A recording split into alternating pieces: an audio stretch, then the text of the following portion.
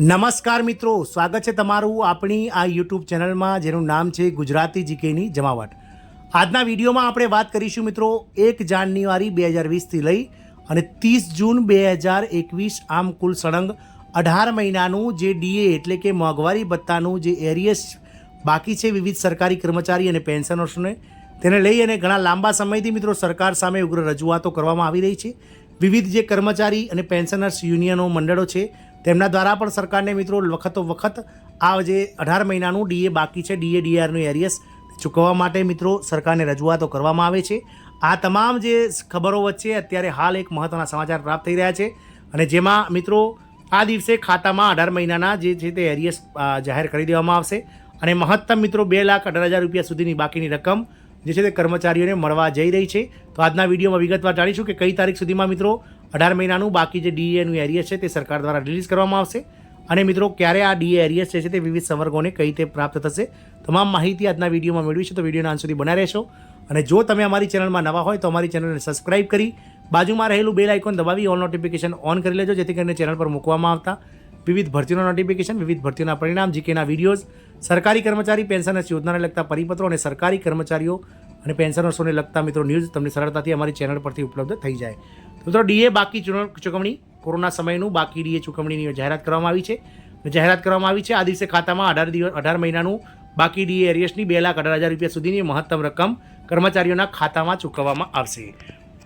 કર્મચારીઓને 1 જાન્યુઆરી 2020થી 30 જૂન 2021 એમ સળંગ 18 મહિના સુધી સરકાર દ્વારા મિત્રો કોરોનાના વિકટ સમયમાં ડીએમાં એટલે કે મોંઘવારી ભથ્થું અને પેન્શનર્સો માટેના મોંઘવારી રાહત ડીઆરમાં વધારો કરવામાં આવ્યો ન હતો। આપ સૌને જણાવી દઈએ કે દેશ સાથે સમગ્ર વિશ્વ આ મહામારી સામે મિત્રો ઝઝૂમી રહ્યો હતો અને આવા સમયમાં મિત્રો સર્વાઈવ કરવા માટે સરકાર દ્વારા જે છે તે મિત્રો જે ખર્ચાઓ હતા તેના પર કાપ મૂકવો ખૂબ જ જરૂરી હતો અને સરકાર દ્વારા જે કર્મચારીઓ છે તેમના વિવિધ યુનિયનો અને કર્મચારી મંડળોને સાથે જે છે તે મિત્રો ચર્ચા વિચારણા કર્યા બાદ આ 18 મહિના સુધીનું જે મોંઘવારી ભથ્થાનો જે વધારો છે તે સરકારે અટકાવી દીધો હતો અને સરકારે આ મહામારી સામે અડગ ઊભા રહી અને મિત્રો આ કોરોનાની મહામારીનો 18 મહિના સુધી સરકારે જે છે તે મિત્રો સામનો કરી અને આ મહામારીમાંથી દેશને મિત્રો બહાર લાવવાની જે છે તે જાહેરાત કરી હતી। મિત્રો એક સાથે જ વાત કરીએ તો મિત્રો જુલાઈ 2021થી મિત્રો મોંઘવારી ભથ્થામાં ત્યારબાદ એક સાથે 11% વધારો કરી દેવામાં આવ્યો હતો, પરંતુ 1 જાન્યુઆરી 2020થી 30 જૂન 2021 સુધીના જે 18 મહિના છે તેનું મિત્રો જે ડીએ એરિયસ છે તે મિત્રો કોઈપણ જાતનું ડીએ મોંઘવારી ભથ્થું અથવા તો તેનું કોઈ એરિયસ સરકાર દ્વારા ચૂકવવામાં આવ્યું ન હતું,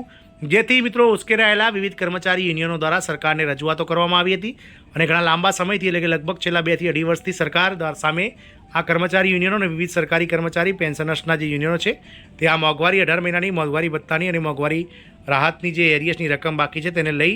સરકાર સામે મિત્રો જે છે તે ચર્ચાઓ અને આંદોલનો કરવામાં આવી રહ્યા છે। જોકે ત્યારથી સામાન્ય સ્થિતિ થઈ ગઈ છે। ડીએ બાકી ચૂકવણી કોરોના સમયગાળા દરમિયાન કેન્દ્ર સરકારે તેના કર્મચારીઓને મૂળભૂત પગાર સાથે ડીએની રકમ આપી ન હતી, તેથી જાન્યુઆરી 2020થી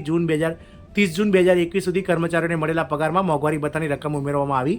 નથી। જોકે સ્થિતિ હવે સામાન્ય થઈ ગઈ હોવાથી કર્મચારીઓને જુલાઈ 2021થી મોંઘવારી ભથ્થા સહિત સંપૂર્ણ પગાર મળવાનું શરૂ થઈ ગયો છે। દરમિયાન સરકારે 18 મહિનાના ડીએ એરિયસ એટલે કે ડીએ